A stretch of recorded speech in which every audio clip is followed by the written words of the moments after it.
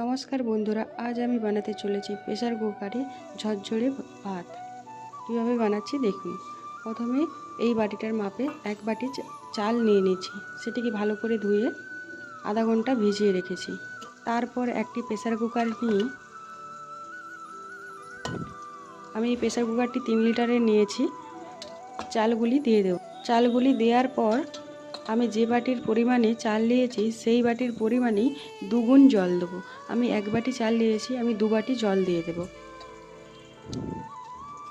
জল দেওয়ার পর প্রেসার কুকারের ঢাকনাটি 2টো সিটি মেরে নেব।